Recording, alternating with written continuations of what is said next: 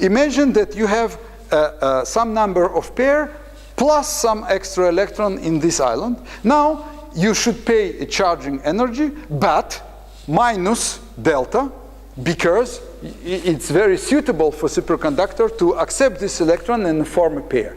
It is so-called parity effect. It was studied theoretically and experimentally long ago.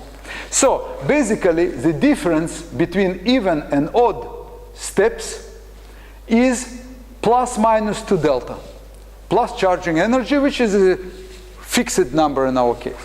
Now, what we do, we can simply make a difference, for instance, between this and this, or this and this distance. And this difference is 2 times, actually 4 times delta.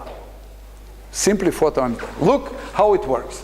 We take, for instance, big island, and we see the difference between odd and even peaks. Okay? What we see, that when we rise the temperature while staying on the same island, this difference closes at 7 Kelvin, 7.3 Kelvin, as expected for a superconductor. Okay? So the parity effect disappears where the Cooper pair disappears, which is normal. Okay? By following this parity effect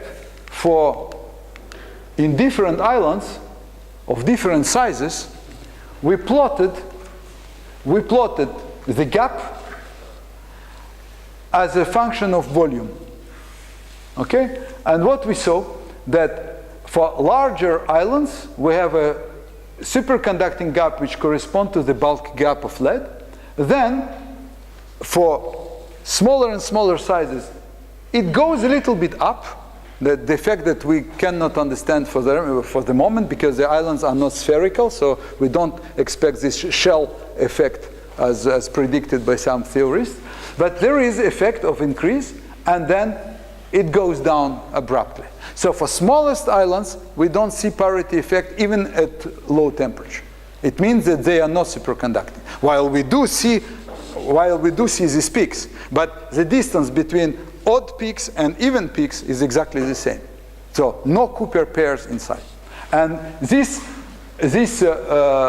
limit in violet corresponds to the Anderson limit for one Fermi surface of lead, and this yellow corresponds to the Anderson limit for the another Fermi surface of lead. So indeed, this. What is the coherence length for superconductor? No idea. Absolutely no idea.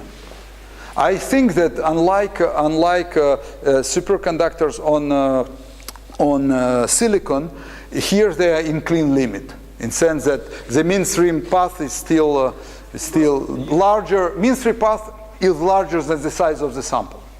Because you have problems around, not problems, you have suppression of delta at the scale of 4-5 nanometers.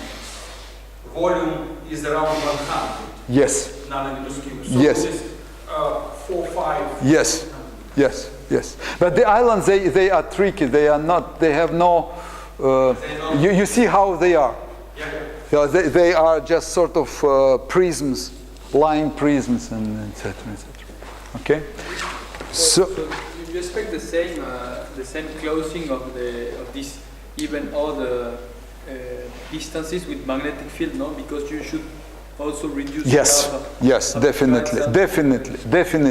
Because you will produce Meissner currents immediately. Mackey term will dump and produce excitation, so you will have more quasi-particles, single quasi-particles, and less Cooper pairs, and then you will reduce, of course. Okay, so I would like to discuss 2 points. I still have. Could you go back to this? Yes. I think it's a remarkable result in perspective of comparison with the emergence of superfluidity for ultra small droplets of helium. So these experiments were performed in 60s.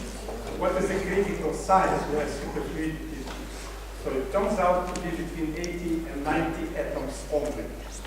And recent trend in theory tells us also that similar things may be expected for superconductivity, for only for superconductors.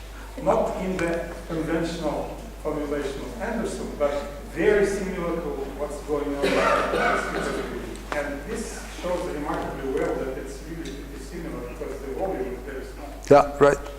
Yeah. Probably the characteristic scale here is K Fermi minus 1 and not atomic. Flat, but if you translate it into 3D, yeah, I see. if you do like that and count the number of atoms. Yeah, probably. Yeah, probably. Good point. I didn't think about this. I should read some literature. I would like to spend last 10 minutes to. Okay. Sorry, but because I have 36 here, but I have relativistic computer probably. So okay.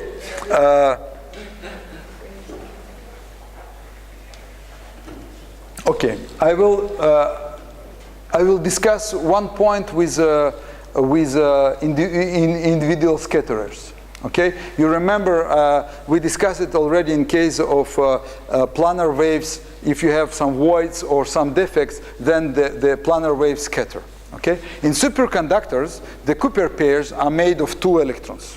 Okay, and the Cooper pair is not a boson; it is 2 bound electrons. So 2 bound fermions. And this makes a very big difference because they are scattering, it is a scattering of electrons and not bosons. So it was a big discussion recently about so-called Shiba bound states. So if you put in a superconductor a single magnetic impurity, okay, this impurity induces two channels of scattering. One is just usual, for instance here, in which, look what this term is. I scatter a particle on the site where where the impurity is, equivalently if it is spin down or spin up, with the same term. So this is typical diffusion of normal electrons, spin-independent diffusion. Okay? Now I can put another term, because if my impurity has a magnetic moment, I will have, for instance, a more easy scattering for the electron spin up in this geometry.